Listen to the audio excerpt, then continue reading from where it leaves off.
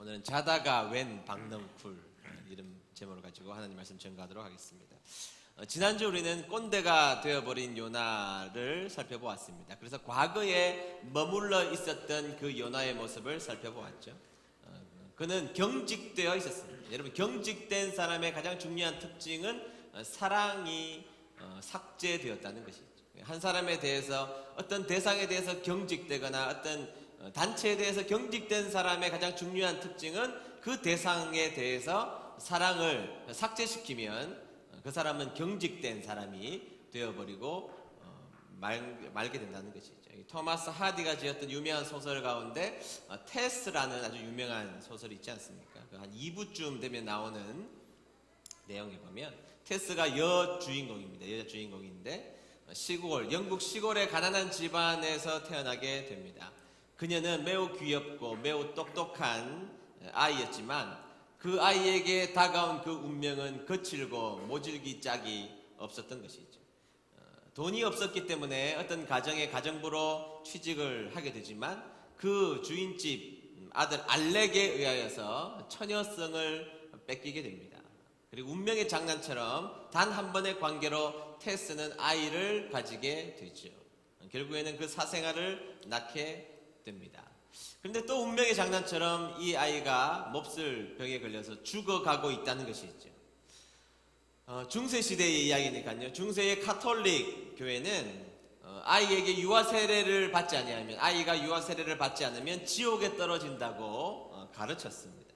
그래서 카톨릭 사제에게 이 아이를 데리고 가서 유아 세례를 줄 것을 간절하게 요청했지만 이 카톨릭 사제는 이 아이는 정상적 결혼을 통하여서 이 땅에 태어난 아기가 아니라는 이유 때문에 유아 세례 주기를 거부하게 되지요.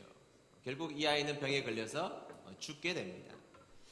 카톨릭 신부는 주지 않았던 그 유아 세례를 이 테스는 자신의 아기가 지옥에 갈 수밖에 없다는 운명을 견딜 수가 없었던 이 테스는 성례전을 집례할 아무런 자격이 자신에게 없다는 것을 알지만 자기 스스로 이 아이에게 유아 세례를 베푸는 장면이 소설의 한 모퉁이에 등장하고 있습니다.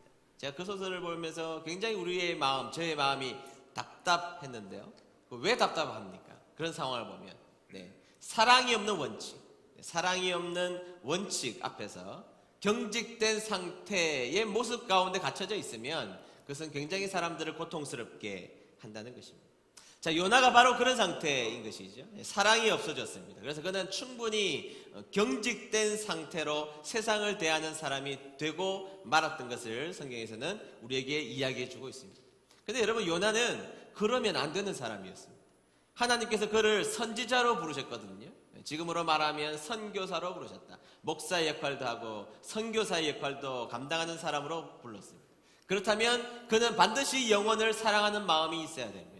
영혼을 위하여서 우는 마음이 그의 마음속에 반드시 내재되어야 되고, 영혼을 사랑하는 마음은 그냥 그에게 주어진 옵션이 아니라 그에게 주어진 마땅한 사명에 해당하는 것이기 때문에 요나는 당연히 이방 사람들에게 대해서조차도 그의 사랑을 펼쳐야 될 의무를 가졌던 사람이었던 것이죠. 그런데 그는 결국 경직된 사람이 되기로 자신의 인생을 선택해버리고 말았던 것입니다. 그리고 그는 그 경직된 마음을 가지고 초막을 지었던 것이죠.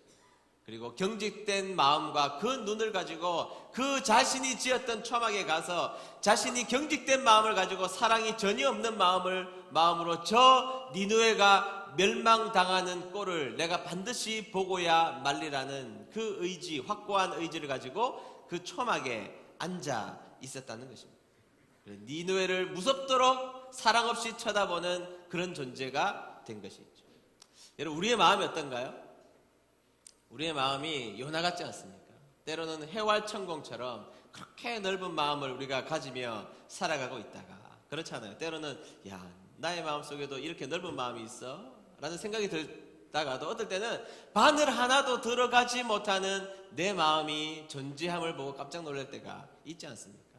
이해하지 않고 사랑하지 않고 도무지 내 마음속에 주의 은혜와 주의 사랑을 느낀 사람처럼 살아가는 그 모든 방식을 자신의 인생 가운데 절단시켜버리고, 그래서 그 마음속에 바늘 하나 들어가지 못하도록 그런 마음을 가지고 살아가는 우리들의 모습이 있지 않습니까? 왜 이렇게 좁은 사람일까 나는? 하나님의 은혜를 느끼며 그렇게 다짐했던 그 마음이 내 마음속에 왜 이렇게 삭제돼 버리고 말았을까? 요나가 딱 그런 것입니다. 한없이 작고 경직된 마음을 요나는 하나님 앞에 들키고 말았던 것이죠. 하나님 앞에 들키면 온 세상 사람들이 다 알고 맙니다. 지금 우리 계속 요나 지금 21번째 강의하면서 요나의 마음이 이렇게 좁아 터진 인간이라는 것을 지금도 우리는 공부하고 있지 않습니까? 하나님께 그 마음이 들켜버리고 말았던 것입니다. 자, 그러면 여러분, 자신을 위하여 지은 그 초막 안에 머무는 그 요나는 행복했을까요? 자, 오늘 이 부분에 대해서 살펴보려고 합니다. 자, 요나는 초막을 지었습니다. 그리고 그 좀 그럴듯해 보이는 그 초막의 그늘 속에 들어가서 잠시 그가 쉬고 있었던 것을 성경에서 말하고 있습니다. 그런데 갑자기 성경에서는 하나님께서 이 요나를 향한 배려가, 독특한 배려가 시작되었음을 성경에서는 이렇게 우리에게 기록해 주고 있습니다. 6절의 말씀입니다. 6절 말씀 보도록 할까요? 쉬운 성경입니다. 다 같이 읽습니다. 시작. 하나님 여호와께서 요나의 귀로 방등불을 자라게 하셨습니다. 그러자 나무가 요나의 머리 위에 그늘을 만들었습니다. 요나는 그 그늘 때문에 좀 더 편안해졌으므로 기분이 좋았습니다. 아멘. 자, 여러분, 우리가 지금까지 21번째 살펴보았던 이 요나의 전체적인 무드가 어떻죠? 전체적인 무드, 어둡고 피폐하고 말 안 듣고 고집 피우고. 요나 기분은 어떻겠어요? 요나 기분은, 요나의 무드는요, 그의 심령이 무척이나 괴로웠을 것입니다. 불순종하는 그의 심령, 하나님의 명령도 마음에 들지 않는 그 상황 속에서 요나의 심정, 요나의 기분, 요나의 무드도 매우 매우 좋지 않았던 것이죠. 단 한 번도 지금까지 요나의 기분이 좋았던 적을 성경에서는 기록해 놓고 있지 않습니다. 모든 상황과 형편 가운데 요나는 매우 형편없는 존재, 매우 기분이 나쁜 존재로 지금까지 우리에게 소개되었던 것이죠. 그런데 단 한 번도 기분이 좋지 않았던 이 요나가 처음으로 기분이 매우 좋아졌음을, 그래서 기뻤음을, 기분이 매우 매우 좋아졌음을, 개역개정판에는 기뻤다고, 그리고 우리가 읽었던 쉬운 성경에는 기분이 매우 좋아졌다고 처음으로 오늘 성경에서는 그의 기분이 좋아졌음을, 그의 무드가 지금 바뀌었음을 우리에게 기록해 놓고 있다는 것이죠. 요나는 자기를 위하여서 만든 초막에 어느 날 갑자기 박넝쿨이 점점 자라서 요나의 초막을 하루아침에 뒤엎고 말았습니다. 그리고 그 박넝쿨은 요나를 매우 매우 시원하게 해주었던 것이죠. 사실은 초막은 텐트니까 그냥 얼기설기 그냥 적당하게 지었을 것입니다. 근데 하나님은 거기에다가 박넝쿨을 만들어 주셔서 에어컨을 틀어주신 것입니다. 매우 시원한 천연 에어컨을 틀어주신 것이죠. 그래서 이 시원한 그늘 밑에서 자기를 위해서 초막을 지었는데 그 초막이 점점 좋아지는 이 상태 속에 그는 기분이 매우 매우 좋아졌음을 성경에서는 우리에게 알려주고 있다는 것이죠. 이 도대체 얼마 만에 느끼는 행복감입니까?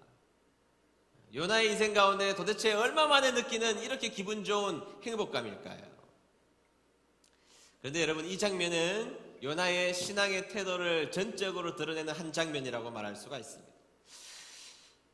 요나 그는 자신에게 일어난 행복한 일을 경험하면서 그는 기뻐하긴 했지만 신앙인이 반드시 해야 될 한 가지의 일을 하지 않고 있다는 것을 우리는 쉽게 발견할 수가 있습니다. 그게 뭡니까? 자, 요나는 기뻐했지만 요나는 하나님 앞에 감사하지 않았던 것입니다. 여러분, 감사는요, 그냥 우리가 선택해야 될 상황이 아니고 신앙인이라면 당연히 그 삶 가운데 오토매틱으로 드러나는 태도여야 한다는 것이죠. 여러분, 박넝쿨 지금 누가 만드신 겁니까? 하나님이. 물론 요나는 그것이 하나님이 만드셨다는 것에 대한 자각이 분명히 없었을 것입니다. 그런데 여러분, 신앙이 좋을 때 우리에게 일어나는 분명한 자각은 우리의 인생의 주어를 하나님으로 두기 시작한다는 것입니다. 그리고 하나님을 우리의 인생의 주어로 둔 사람이라면 우리의 인생에서 일어나는 좋은 일이든 슬픈 일이든 간에 그 일을 막닥뜨렸을 때에 궁극적 감사가 신앙인의 삶 가운데 튀어나와서 드러나게 되어 있는 것. 그래서 감사가 신앙인에게는 돌출되어 있는 것이 너무나도 자연스러운 믿음 좋은 사람들의 태도이지 않습니까? 그래서 비록 내가 한 것 같아도 하나님이 하셨다고 믿는 믿음이 발동되어 사람들은 감사하게 되어 있는 것입니다. 우리 은혜 드림 올림픽 때 페널티킥 승부차기 할 때 골 넣고 세레모니 할 때 기도하시는 분 성도님 계시더라고. 누가 차서 넣었어요? 본인이 차서 넣었는데 왜 하나님 앞에 기도합니까? 네, 그런 것이죠. 네, 우리 신앙인의 모습이라면 우리 인생에서 일어나는 모든 일에 대한 주어를 하나님으로 두기로 작정하는 모습을 가지게 되어 있다는 것입니다. 그렇다면 요나는 반드시 자신에게 일어난 이 행복감, 이 기쁨 가운데 기뻐하지만 말고 하나님 앞에 반드시 감사의 표현을 했어야만 했던 것입니다. 근데 요나는 도무지 자신의 인생을 하나님으로 해석하고 싶은 마음이 없었던 것입니다. 하나님으로 자신의 인생을 해석하고 싶은 마음이 자신에게 조금도 없자 그는 기뻐하긴 했지만 도무지 감사할 수는 없었던 것이죠. 하나님이 자신의 인생 가운데 계시지 않는 인생들은 하나님 앞에 감사할 수 없었다는 것입니다. 저는 목사니까요. 우리 은혜드림교회 성도님들은 자세히 보고 남의 교회 성도님들은 제가 자세히 안 봅니다. 봐서 뭐 하겠어요. 근데 제가 목사님들은 자주 뵙죠. 자주 뵙는데 제가 자세히 이렇게 목사님들을 관찰하는 습성이 있습니다. 그런데 이렇게 기도하시는 모습을 보면 좀 나이가 젊은 목사님들은 아주 어리거나 젊은 목사님들은 기도하실 때 이렇게 기도하세요. 하나님 감사합니다. 이렇게 기도하세요. 하나님 감사합니다. 이렇게 기도하시는데 목회를 오래 하신 어르신 목사님들이 기도하실 때 들어보면 어떻게 기도하시느냐? 하나님 감사합니다. 이렇게 기도하세요. 네, 젊은 사람들은 하나님 감사합니다. 이렇게 기도하는데 연세가 있는 분들은 하나님 감사합니다. 이렇게 기도하시는데 제가 그 기도를 자꾸 묵상하고 자꾸 여러 번 경험하다 보니까 저는 그 기도 자체만 하나님 감사합니다. 그 자체가 저의 마음을 울컥하게 만듭니다. 그 목사님들의 살아온 방식과 방법, 이 세상을 살아가면서 얼마나 핍절한 인생으로 사셨습니까? 옛날에 그 목사님이 살았을 때 세상도 어려웠지만 교회는 더 어려웠거든요. 그리고 우리는 어릴 때부터 목회자는 힘들어도 교인들에게 힘들다는 이야기 하지 말라고 항상 배워왔기 때문에 먹을 것이 없으면 옆집에 가서 교인 집에 가서 구워달라고 이야기할 수가 없습니다. 그래서 수없이 굶어야 했던 그런 밤낮을 수없이 보냈던 목사님들이시거든요. 그런데 그런 목사님들이 인생을 살아가면서 자신의 인생을 경험했던 그 하나님을 생각해 보면서 하나님 감사합니다가 아니에요. 하나님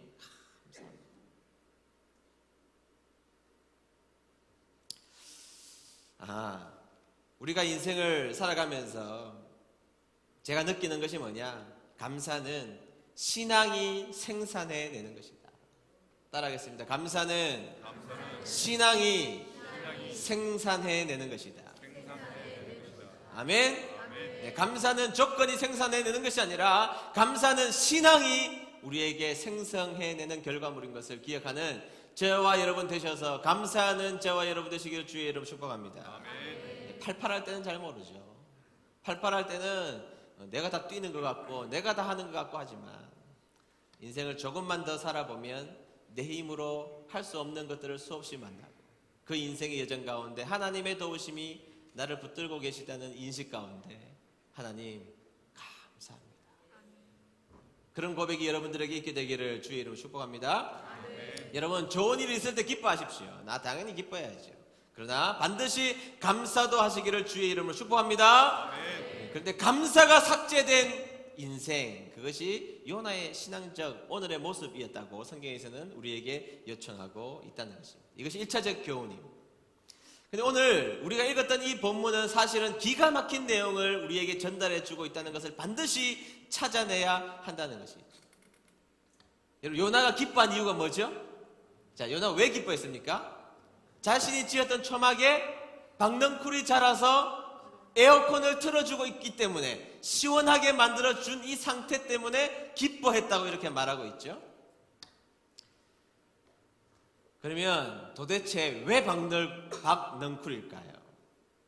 여러분, 박은요 성전 안에 쓰였던 많은 성물들, 그릇들 중에 중요하게 쓰이던 것이 바로 박으로 만든 그릇이었습니다.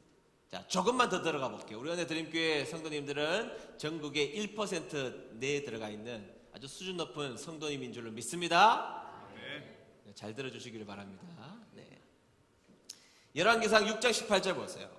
열왕기상 6장 18절 다 같이 읽습니다. 시작. 성전 안에 백향목에는 박과 핀 꽃을 아로 새겼고 모두 백향목이라 돌이 보이지 아니하며. 아멘. 자, 여러분 성경에서 뭐라고 그러는가 하면 성전 내부를 장식할 때에 돌에다가 백향목을 붙였대요. 백향목을 붙인 다음에 그 안에 데코레이션을 한 것이 뭐냐? 박과 핀꽃, 다시 말해서 박넝쿨로 성전 안을 데코레이션 하도록 하나님은 명령해 주셨다는 것을 여러분들은 반드시 기억해야 됩니다. 그래서 여러분 성전, 우리의 문제를 해결하는 그 성전에 들어가면 무엇이 보여요? 눈에 박넝쿨이 눈에 보인단 말이죠. 중요한 것입니다. 여러분 성전에 들어가면 무엇이 보인다고요? 박넝쿨이 보이게 되어 있다는 것입니다. 자, 한 걸음만 더 들어가 봅시다. 여러분 성전에서 우리가 성막을 배울 때에 문에 들어가면 첫 번째 있는 것이 번제단이라고 그랬고, 번제단 다음에 있는 것이 뭐라고 그랬습니까? 물두멍이라고 그랬죠. 그런데 여러분 성막에는 물두멍인데 성전을 완성짓고 나서는 그 물두멍의 이름을 조금 바꾸어 불러요. 그게 뭐냐 하면 노스로 만든 바다라고 불러요. 굉장히 많은 물을 담고 있었기 때문에 바다다 이렇게 부르고 있다는 것이죠. 그래서 노스로 만든 바다가 결국에는 물두멍의 역할을 감당하죠. 그런데 여러분 이 물두멍의 역할이 하는 일이 무엇입니까? 네, 하나님 앞에 나온 사람들이 손과 발을 정결하게 깨끗하게 하는 것을 말하는 것입니다. 그게 기능이에요. 자, 오늘날로 이야기하면 번제단에서 십자가의 은혜, 전제론적인 죄를 해결받은 사람이 그 다음 물두멍에 가서 날마다 우리가 짓는 자범죄를 회개하며 하나님 앞에 깨끗하게 나아가는 여정 속에 걸어가야 하도록 도와주는 것, 그것이 물두멍입니다. 그게 물두멍이에요. 그것이 성전에 와서는 바다다, 노스로 만든 바다다 이렇게 말하고 있는데 이것을 기억하시고 열왕기상 7장 23절에서 24절을 보겠습니다. 다 같이 읽습니다. 시작.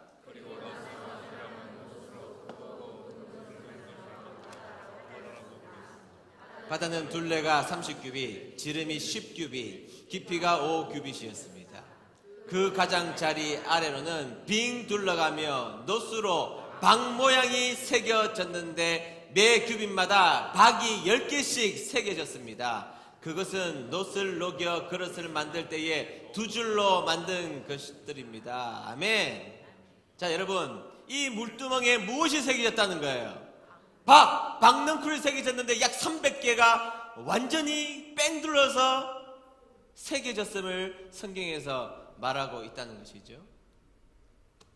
여러분 요나가 그 그늘에서 만났던 그 박넝쿨 사실은 어디에서 본 것입니까? 성전에 가면 보이는 것입니다. 여러분 성전이 어떤 곳이죠? 우리의 죄의 문제가 해결되는 것. 우리는 본질적으로 진노의 자식이었고 전제론적으로 죄인이었어요. 죄를 짓지 않아도 전제론적으로 우리는 죄인이었다는 것이죠. 그런데 이 죄인이 언제 이 문제가 해결되느냐? 성전 안에 들어가야 해결된단 말이에요. 여러분 성전 안에 들어가기 전에는 세상에 아무리 좋은 것이 있어도 그것을 근본적으로 우리를 기분 좋게 기쁘게 할 수가 없다는 것입니다. 믿습니까? 네. 그래서 성전 안에 들어와 그 죄의 문제가 확실하게 해결되었을 때만 우리에게는 정말로 기분 좋은 기쁨이 우리에게는 넘치게 되어 있다는 것이죠. 아멘. 죄는 우리를 에덴에서 쫓아냈습니다. 그 죄는 우리를 존재론적으로 무엇인가 두려움에 빠져있는 존재가 되어버리고 말게 했다는 것이죠. 여러분 지금도 오늘날 우리들의 인생을 뒤죽박죽 만드는 것이 무엇 때문입니까?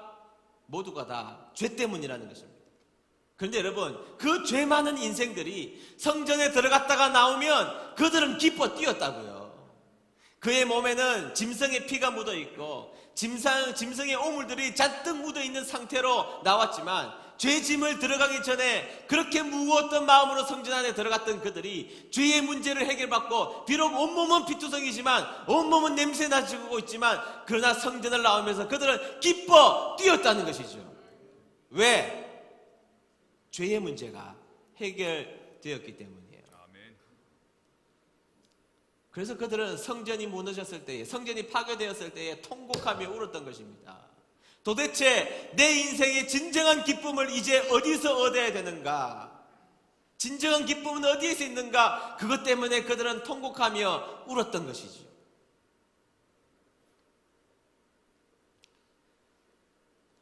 지금 박넝쿨이 요나에게 덮은 것이 상징하는 것은 그러면 무엇입니까? 지금 현재 요나의 죄를 하나님은 박넝쿨의 은혜로 가리워주고 계시다는 것입니다. 자, 요나에게로 다시 한번 돌아가 보세요. 요나의 기분으로 돌아가 보세요. 자, 요나가 도대체 왜 기뻤습니까? 네, 표면적으로는 그늘이 생겨서죠. 그늘이 생겨서지만, 그러나 여러분, 요나는 사실 그 하나로, 그늘 하나 생겼다고 기뻐할 인간이 아닙니다. 지금까지 투덜거린 그의 모습을 한번 살펴보십시오. 그의 투덜거림을 가만히 보면 그냥 그의 인생에 그늘 하나 생겼다고 그의 기분이, 그의 무드가 갑자기 그렇게 좋아질 리가 없다는 것이죠. 요나의 전체의 무드는 피폐하고 어두웠지만 비록 물리적 그늘 때문에 기뻐한 것 같았지만 사실은 그 박넝쿨이 만들어지자 피폐한 영혼이었지만 그의 영혼이 발동되어서 성전을 그는 그곳에서 바라보게 된 것입니다. 부지불식간에 하나님의 은혜를 그는 바라보게 된 것입니다.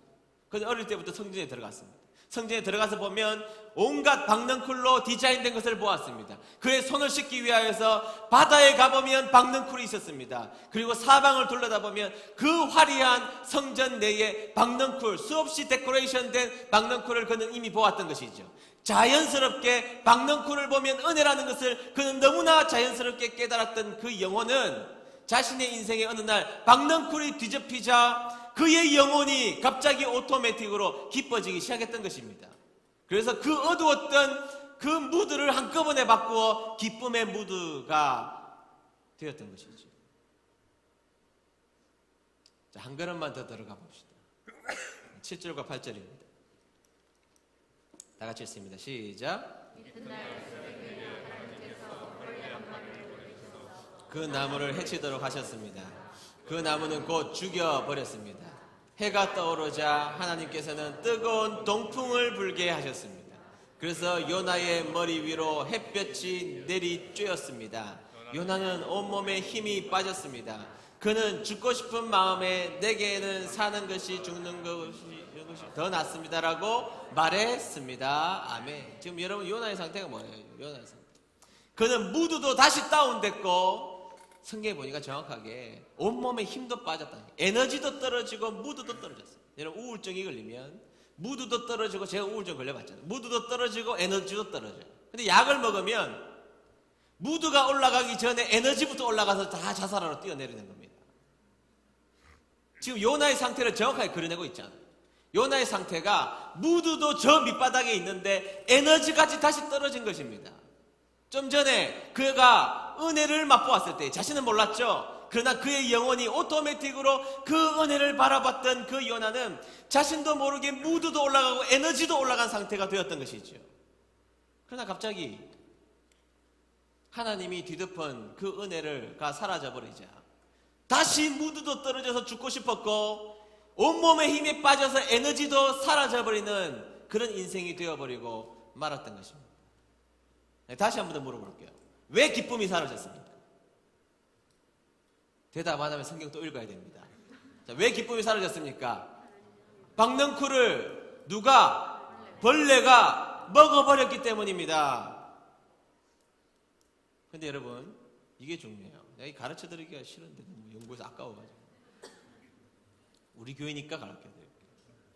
외부 설교하면 또 알아듣지도 못할 거고 우리끼리 이야기해야지. 여러분, 이 벌레의 원어가 톨라입니다. 지난주 수요일날 사사 가운데 벌레라는 이름을 가지고 있는 사람이 하나 있었네요. 돌라. 네, 그게 원래 원어적으로 톨라입니다. 그런데 여러분, 이 톨라라는 이 히브리 원어는 벌레라는 뜻이 1차적이에요. 그러나 2차적으로 많이 사용하는 것이 뭐냐면 주홍색이라는 뜻을 가지고 있어요. 무슨 색이라고요?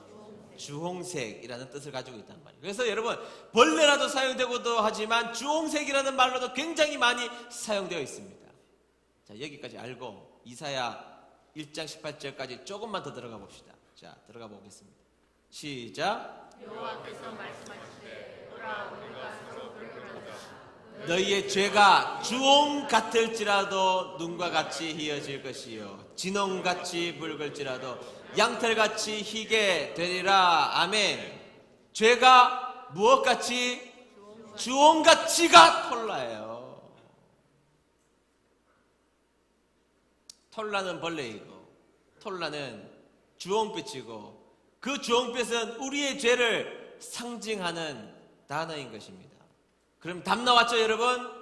자, 지금 우리가 읽었던 6절에서 8절까지를 상징하는 중요한 상징하는 포인트가 무엇입니까? 자, 요나는 왜 기뻐했습니까? 자신의 인생에 기뻐할 것 하나도 없잖아요. 왜 기뻐했습니까? 성전에 데코레이션 된 그 박넝쿨이 자신의 주위에 데코레이션 되고 온 천하를 덮자 은혜의 그늘 가운데 자신의 영혼은 부지불식간에 하나님 앞에 기뻐했고 자신의 에너지가 충만해졌던 것을 경험했던 것입니다. 그런데 어느 날 벌레가 등장하자, 죄가 등장하여서 그 은혜를 갉아 먹자 기쁨이 사라지고 기분도 울적해지고 기운도 다 빠져버리고 말았던 것입니다. 이것이 오늘 읽은 말씀의 해석입니다.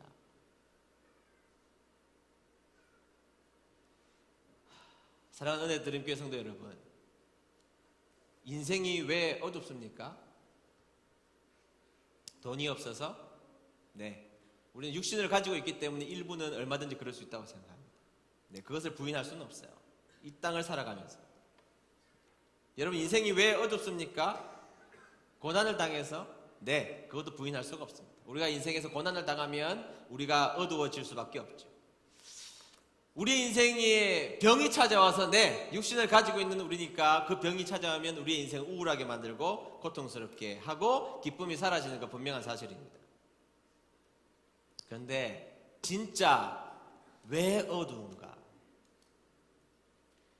그것은 벌레가 박넝쿨을 먹어버리면 어두워집니다. 벌레가 박넝쿨을 먹어버리면 어두워지고 힘도 빠지고 인생의 의미도 느끼지 못하는 것이죠.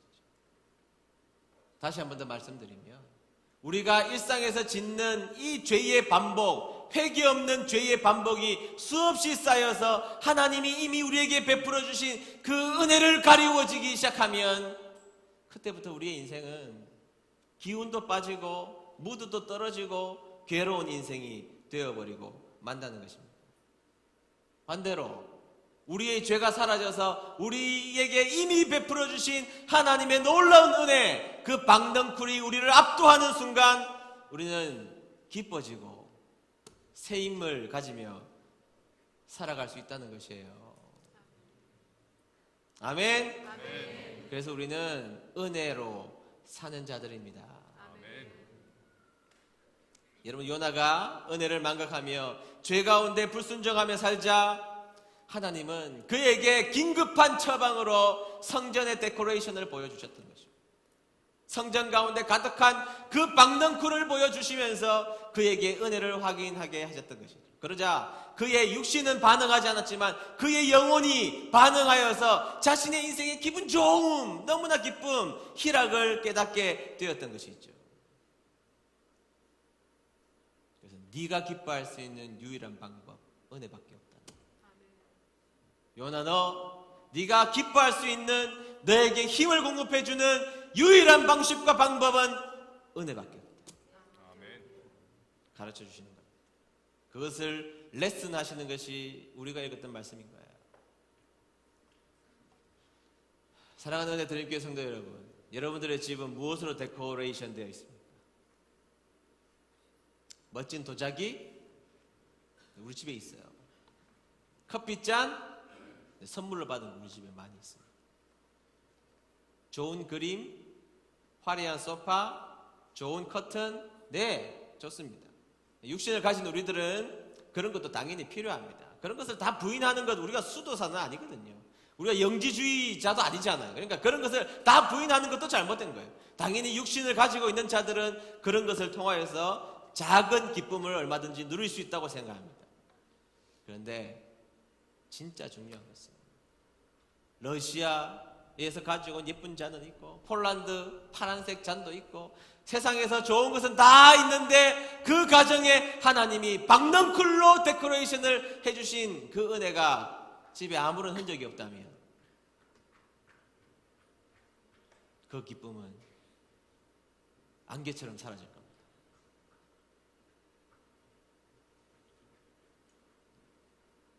여러분들의 삶이 박넝쿨 하나님의 은혜로 데코레이션 되는 인생이 되시기를 주의 이름으로 축복합니다. 그래서 여러분 우리의 인생이 박넝쿨 은혜로 데코레이션 된 인생이 되어야 합니다.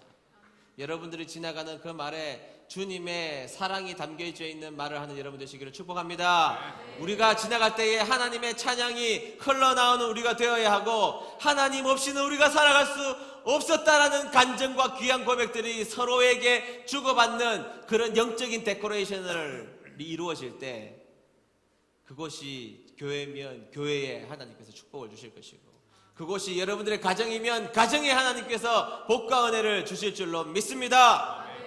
여러분들의 삶이 은혜로 충분하게 데코레이션 되어 있습니까? 네. 이제부터 여러분들의 인생을 박넝쿨로 하나님이 주신 은혜로 데코레이션 하기로 작정하는 저와 여러분 되시기를 주의 이름으로 축복합니다. 아멘. 우리 은혜 아니면 우리 찬양 말씀을 생각하며 우리 진심의 고백을 담아서 우리 찬양 진심으로 부르도록 하겠습니다.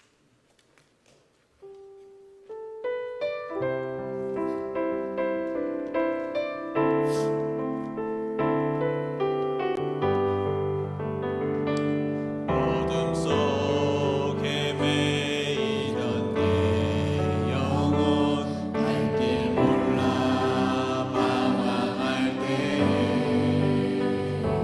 주의 십자가 영광의 그 빛이 나를 향해 비추어 주셨네.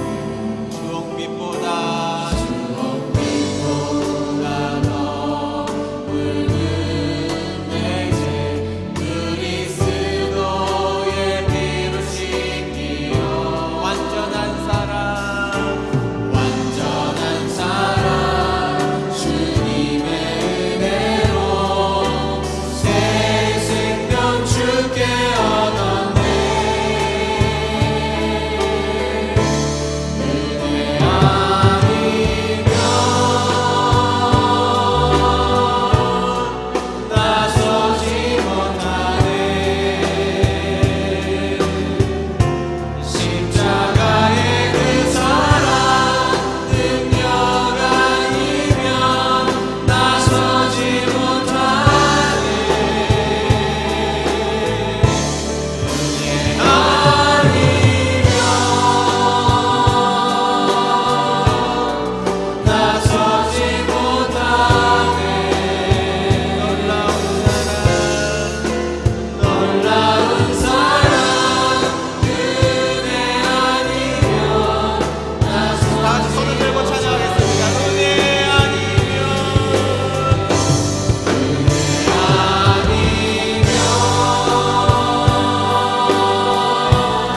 나서지 못하네. 십자가의 그 사랑 능력 아니면 나서지 못하네. 은혜 아니면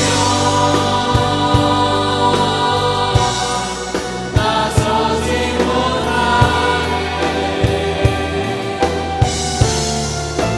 놀라운 사랑 은혜 아니면 나서지 못하네. 같이 머리 숙여서 기도하겠습니다.